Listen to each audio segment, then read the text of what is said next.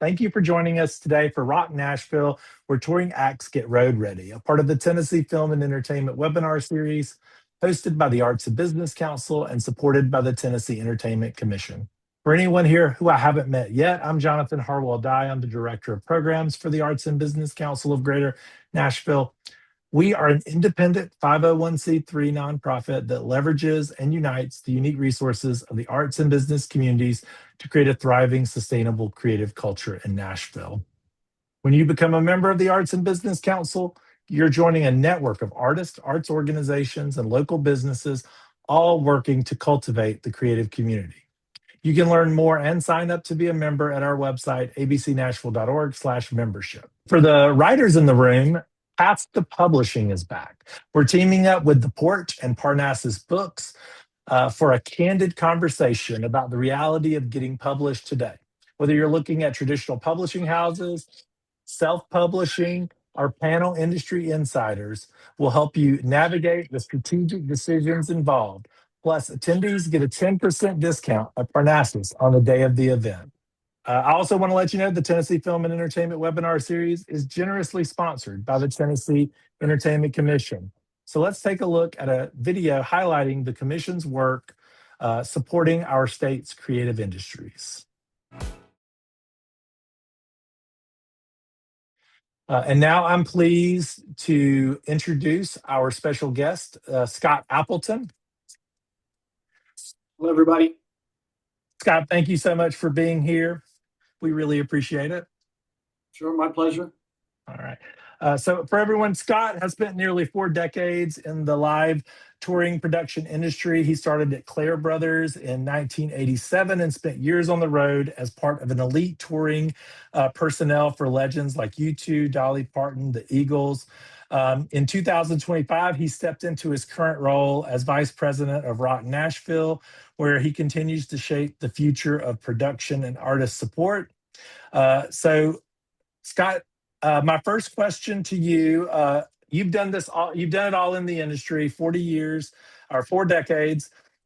Where did it all start for you, and what was the key to building your career in live production? Yeah, so it started in May of '87 at Clare Brothers Audio, it was called at that time, in Lititz, Pennsylvania. It was in Manheim, Pennsylvania. The office was located there. And typical of our music industry, right place, right time. I happened to walk in the door when they had a massive amount of tours going out the door. We build and design our own audio systems. And they were looking for people to come in and help get the systems built that they needed to get out on tour that summer. And I grossly misrepresented myself to get my foot in the door, and it worked.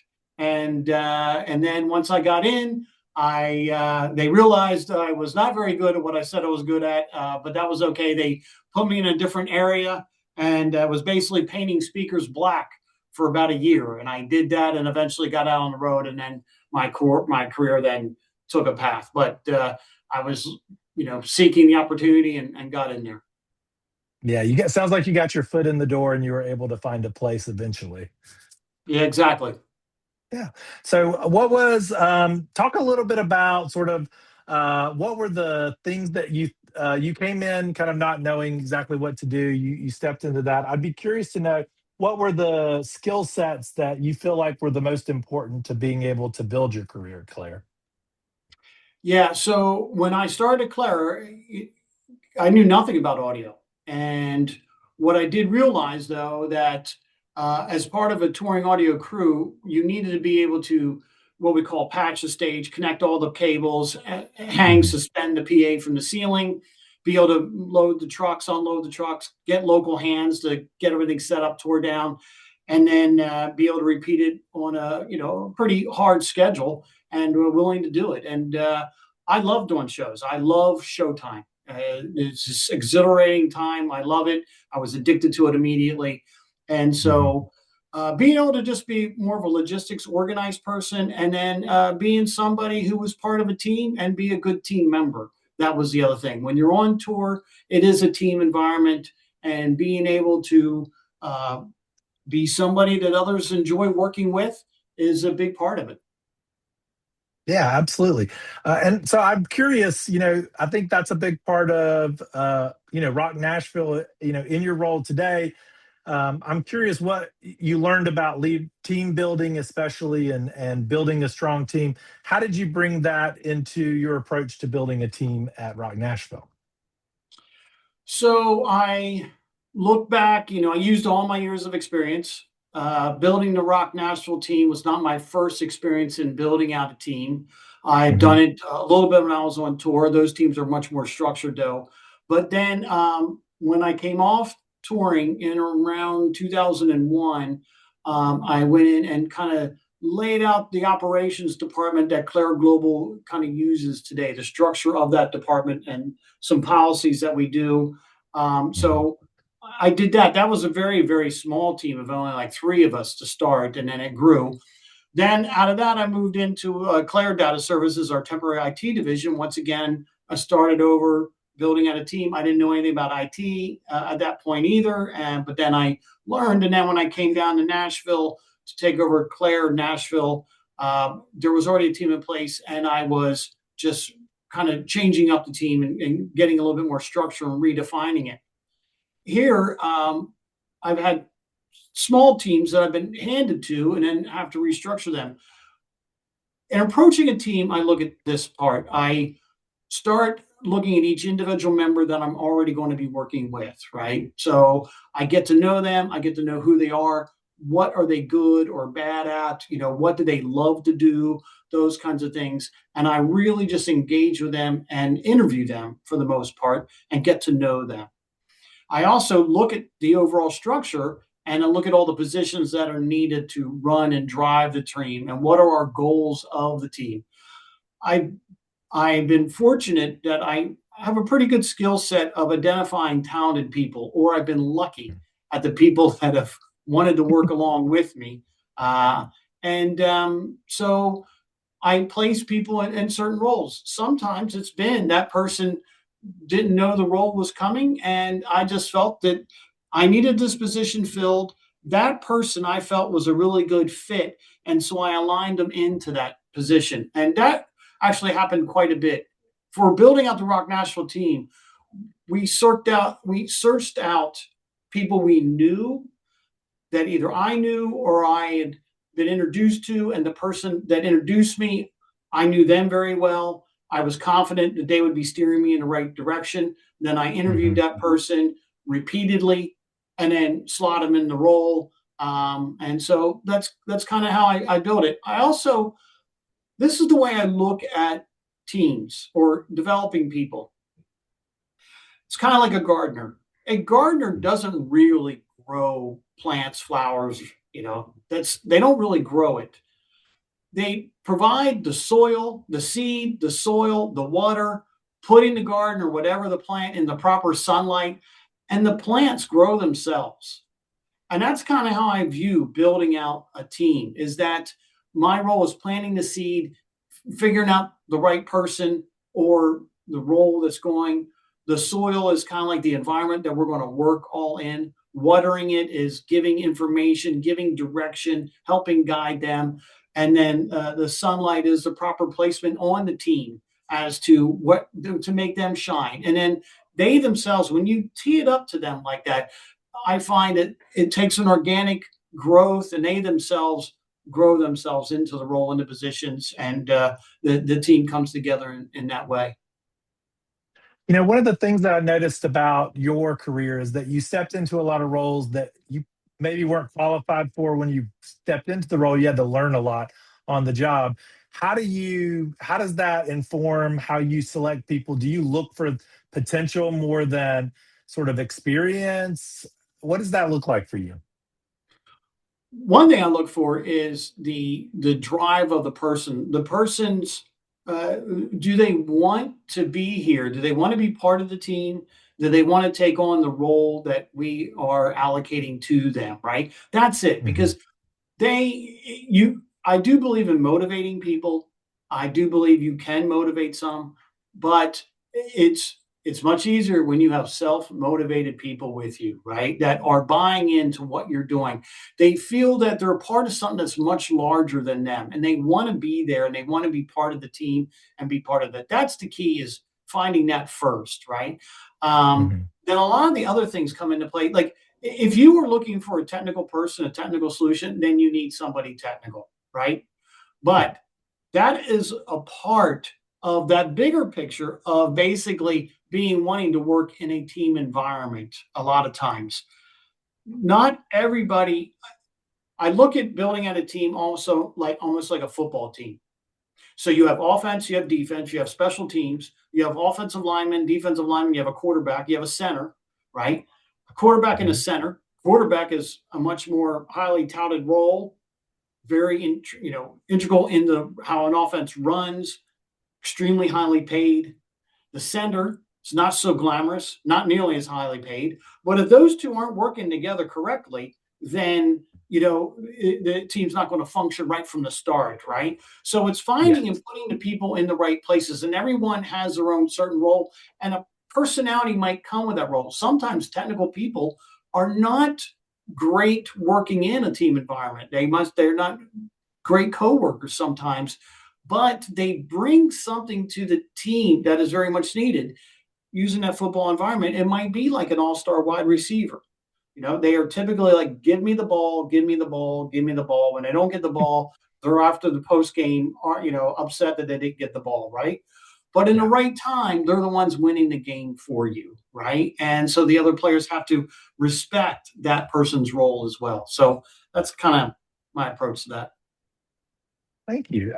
Uh, you've been in the live production industry for nearly 4 decades, and I'm curious, what are some of the biggest lessons that you learned uh, on the road that you have brought forward outside of team building, but just the lessons of how live production has evolved over the last 4 decades? So, as far as individual or telling other people, I was given this saying a few months ago, and I haven't forgot. I loved it. Is your ego is no amigo, and it's a very simple rhythmic kind of wording that it was easy for me to remember.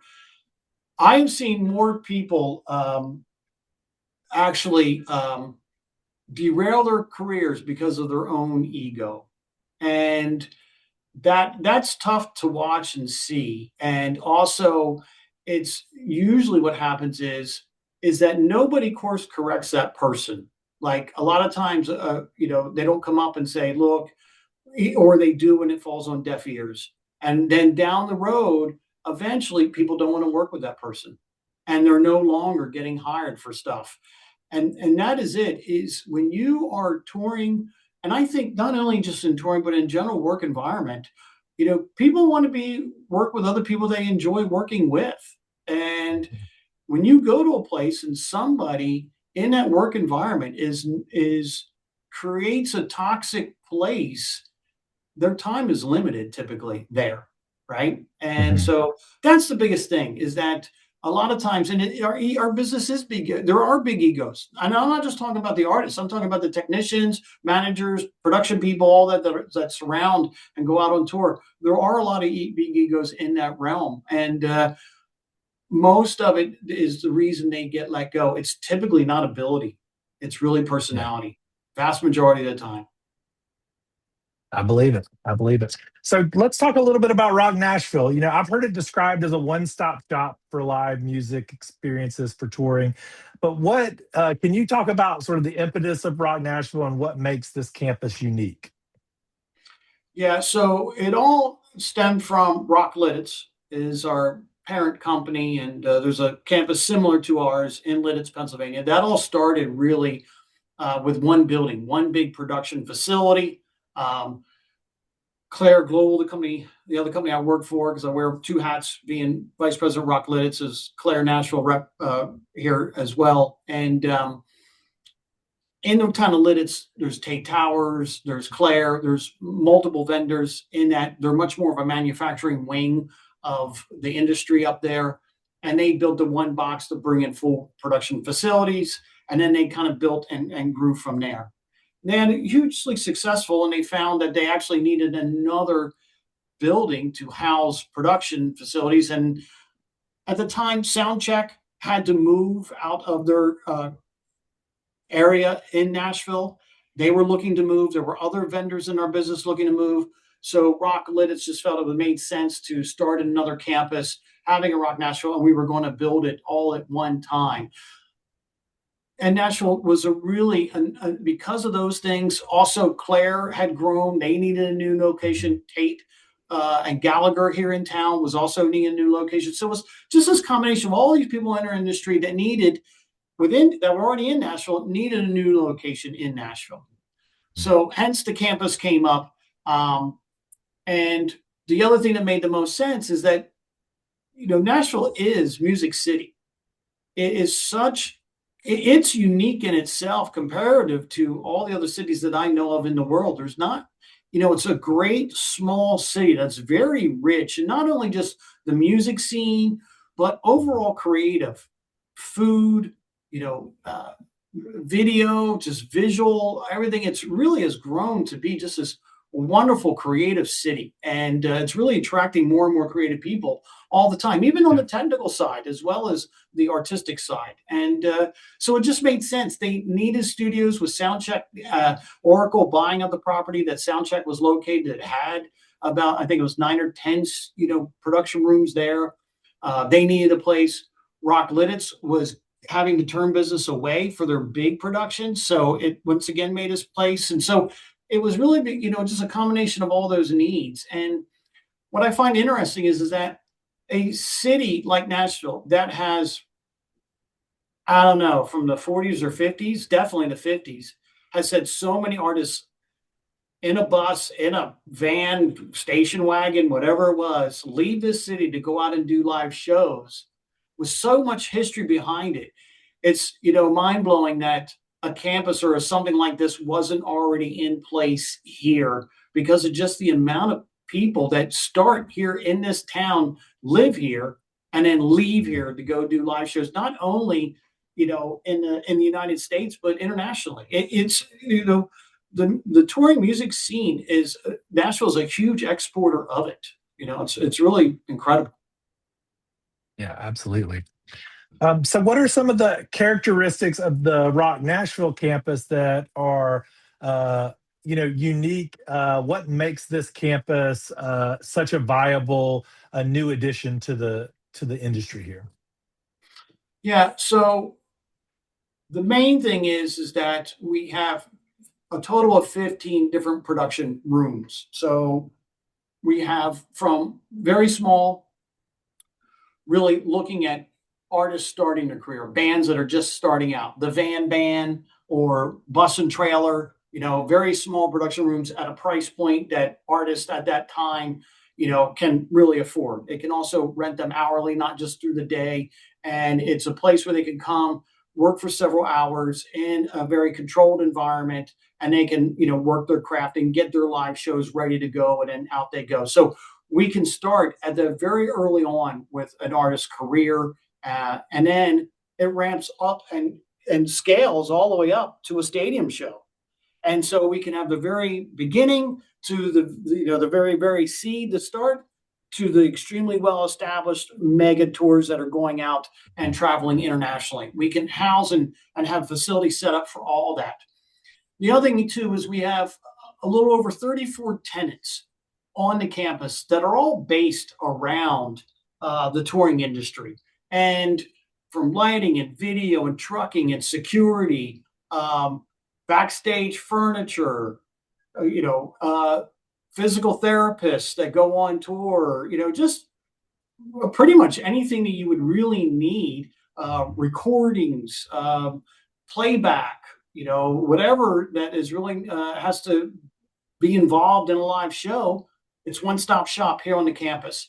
And there's no real campus like that when you combine all the tenants. Plus, we have storage lockers here that artists use to store their equipment here when they're not on tour or whatever else is needed. So between the storage lockers, the band production rehearsal rooms, the tenants we have coming on here, it is really all accumulated into this one area on the campus. And that all of that combined is unique to there's no other facility like it in the world that I know of. Even Lititz, because of where they're located, doesn't really have all those pieces.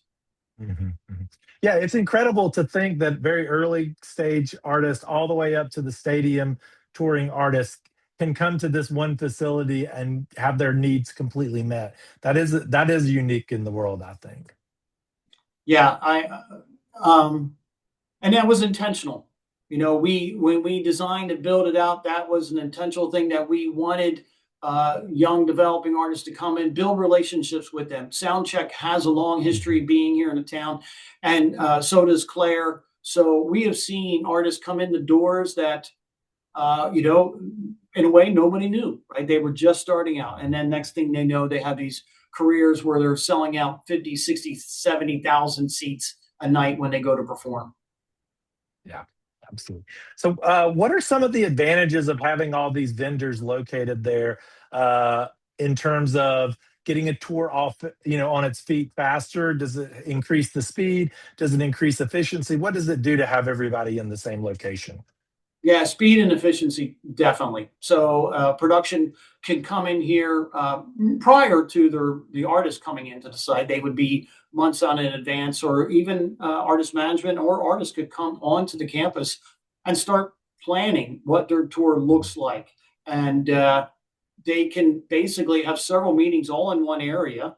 They don't have to bounce around town, or they can bring people here, whatever it is. But it is just extremely efficient. It is a one-stop shop. It's flexible to what is needed, and it's very convenient. I So, in think a too. competitive, I'm sorry. The other thing I go want ahead. to, I forgot. It's also very collaborative. Mhm. So not only you have all the vendors have possibly a client coming in. They are going to help connect dots with that client to their needs with the other vendors that are on the campus. That's the other great thing, is a very collaborative environment going on there. And we've witnessed it early on too. Artistically, there's a bit of collaboration amongst the artists that are here that is going on as well. So it's not only on the technical side, but it's also on the creative side. That collaboration is also really unique and a really positive thing to have going on. Very cool. Yeah, that was going to be my question, was how in a competitive industry, how do you foster that cooperation? But it sounds like it's happening naturally, that it makes sense for everyone involved. Yeah, when we looked at the tenants that were wanting to come on the campus, we had made sure there was not too much overlap. We Mhm. wanted it to be competitive, but we didn't want it to be redundant, I guess would be the way to put it, right? So that it was, Yeah. we want all the vendors, everyone on the campus, we all want to prosper, right? From the artists that are coming on, we want it to be a positive, prosperous experience, create a very harmonious kind of environment for everybody involved. We don't look at bringing businesses in here short term. We want longevity for those that are coming in here. We want to tee them up and help them be financially successful so that they can keep their businesses going, build their relationships, build their networks, and build that whole collaborative thing. So, we were intentional on how we brought people in, and, and what areas we were targeting, making sure that we did have from everything from security to lights to buses to trucking to wardrobe to what, all the way across the Mhm. board. Awesome. So one of the things in Nashville, you mentioned Soundcheck and how they have been located where Oracle is going in, and so this worked really well for them needing to move. Could you talk a little bit about history of Soundcheck in Nashville, though, and just in case people are not familiar with them, I'd love to educate folks a little bit on what that organization is and how it got involved with Rock Nashville. Yeah, so I'm not on the sure of the original start date of when Soundcheck came in. I'm sorry, I forgot to do my homework a little bit on That's that. okay. But it would have been late 80s, early 90s. And so they were down at Cowan, near Top Golf was where they were located. And They have had a few owners over time. The Jumper family was the most recent owner. I think they bought it in like 2000, 2001, 2, somewhere around in there. And Mhm. um, Kendall Jumper, part of the family, and Case Jumper are still actively involved in running Soundcheck. And so anyway, bands just in Nashville would come and go through and rehearse there. And they, over the years, they built some fabulous relationships with, same thing, people showing up, starting their career for the very first time and building a great Mhm. rapport with them and giving them a safe place to work their craft. That's what really Soundcheck is all about. It's a very family friendly environment. The Jumper family was very instrumental on creating that vibe and wanting it to foster that Mhm. vibe as well. And it's just, I guess, in a way, they had leased out their property, and then when Oracle bought it, they had to reestablish a new area. I found it to be great. Personally, I had spent a few tours starting my career, or starting the tour rehearsing in Soundcheck in the Mhm. 90s. And yeah, it was always a kind of a fun place, and really essentially located in the city. And that's one of the things that we're excited about the campus, the property we were able to get, and to where we were able to build. It's still really close to the heart of Nashville. Yeah. So where can you tell folks where you are located? Give them a little indication of where the Rock Nashville campus is. Yeah, our address is 3204 Whites Creek Pike. We are on the northwest corner of Nashville, where Whites Creek Pike and Briley Parkway cross. So you come up Briley Parkway, you can't miss us. You go on either Whites Creek or Briley Parkway, and you'll see the big black campus with the yellow trim. And whether you're coming down the highway or on Whites Creek Road, and anyway, we're right there on the very corner of those. It's extremely convenient for artists to come to. It's extremely convenient to get trucks in and out, buses in and out. And that was a real blessing that we had at getting this spot. Awesome. And then, Rock Nashville, this is a huge investment. I mean, the rehearsal spaces and all the vendors, and being able, from the small all the way up to the stadium tour, to be able to rehearse and start tours there. How do you see Rock Nashville's investment in the local creative community impacting the wider Nashville creative community beyond just touring acts? What do you see that impact being? Um, on several levels. One, education. So we have John McBride School, Blackbird Academy here on the campus. It is an audio school, and so we are want to actively engage in education. We are big believers in that. We're big Mhm. believers in mentoring the young people that want to enter in our business, to give them an idea. There are a lot of schools now out there. When I entered into business in the late '80s, there weren't. If there was a school out there that did it, I didn't know about it. That's for sure.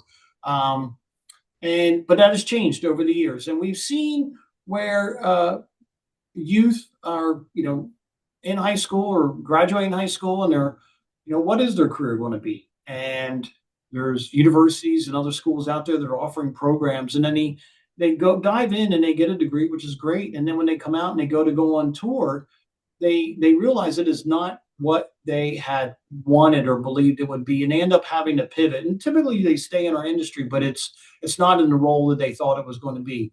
What we're trying to Mhm. do on the education side is several tiers of education. One is someone who knows nothing about our business but is interested in it, educating them of what the business really is and what are the opportunities Yeah. within that business, right? The other is, as you are in the business and your career is going up or whatever, that you're getting continuing training and education on that to give you a larger skill set, and give a lot of more uh, institutional knowledge of what you need to do to perform your job. So there's that. There's also the impact of the daily staff we have coming in here every day. We've been hiring, but we also have local labor coming in every day to unload trucks, load trucks, hang lights, video, stuff like that. Those are opportunities we have going on. We Mhm. believe will be a big impact here. We have a cafe on site, so we offer, we have breakfast and lunch. People could come in and eat. Um, what we really believe our vision is that, um, there's Music City, and there's a boatload of people in this city that are in the touring business, and we want Rock Nashville, the campus, to be the home of the music city, right? The people that tour and travel and are out doing shows, whether they're local or national or international. This is the environment. This is the place that they come to, and all that driving that economic business of bringing people together. Fantastic. So thinking about the aspiring production tech or the road warrior, what would be your advice to someone who is interested in getting their foot in the door today in live touring? So, for speaking of, I'll use myself as an example. Like I said, I didn't know anything about audio when I walked in the door. Um, I would consider myself very average. I have average intelligence, average creativity ability, average athletic ability. When I was in high school, I was never really picked first to be on any team. I wasn't picked last, but I wasn't necessarily picked first. And so when I came out and started entering into the working world and had an opportunity, like I said, beginning my opportunity at Claire, I did grossly misrepresent myself in a way. I feared not having opportunity more than I feared failure. So because of I've seen people who have extraordinary talents that I would be envious of, but they feared failing. They feared putting themselves out there so much. And I didn't have that fear. And I think that's one of the things is opportunity is everything, right? And when Mhm. opportunity presents itself, believe in yourself. Don't be afraid to jump in, because personally, the way I looked at it is if I got the opportunity and I tried my best and it didn't work out, at least looking back, I can say I had a chance.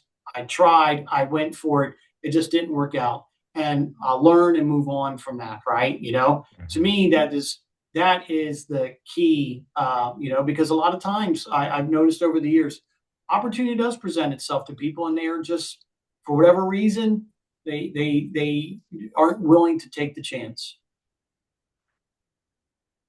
Fantastic. All right. Uh, so Scott, I'm gonna let the audience know that we're gonna open it up for Q&A. The way that we're gonna do that is you can put questions in the chat for Scott. I'm gonna pull them out and ask them of him. So if you have any questions, any follow up to what Scott has talked about, or just any burning questions that you would like to ask, you can start putting those into the chat, and I will start going through those and asking those questions. In terms of the, uh, I'll ask one last question before we go into QA, but just in terms of the landscape of live touring and production, how do you see things evolving in the next 5 to 10 years? What are you thinking about that's coming up or that you're looking at and going, this might really impact our industry? People wise, the industry is getting more and more diverse. It's a great thing to see all over the place. It's not forced, it's just natural. And that's another wonderful thing. So diversity amongst the staff. When I entered in, it was, very white male was, really what was on tour. And that has changed over the years. And I see that changing even more. And it's exciting to see. It's exciting to see because the different approaches of different backgrounds of people and their viewpoints, and it just, I think, makes the diversification makes us stronger and more knowledgeable, and it's a bigger win for the team, I believe.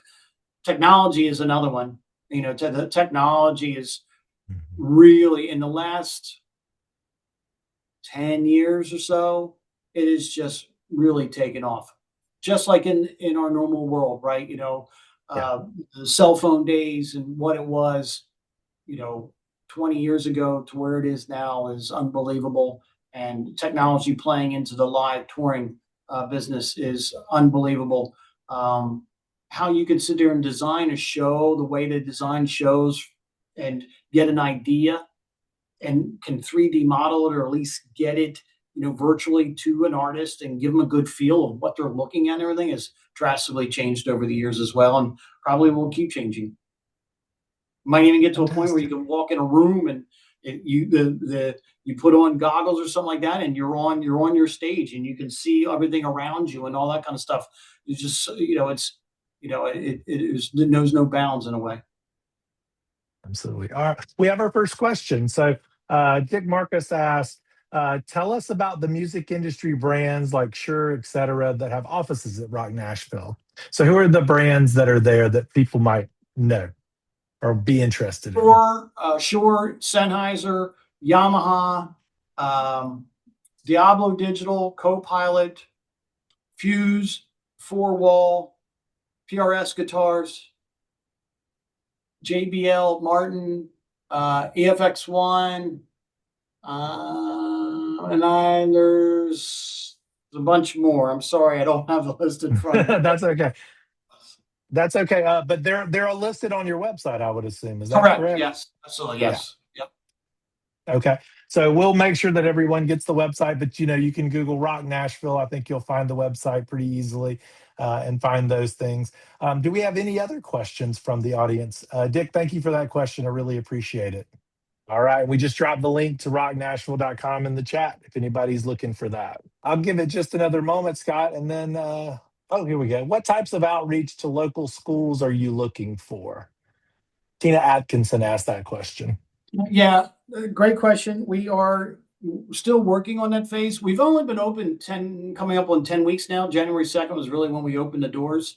We have a community initiatives person, and we're actually hiring for a community initiatives person as well. I know that we've actually tons of resumes have come into us right now, so we're actively looking to pursue that.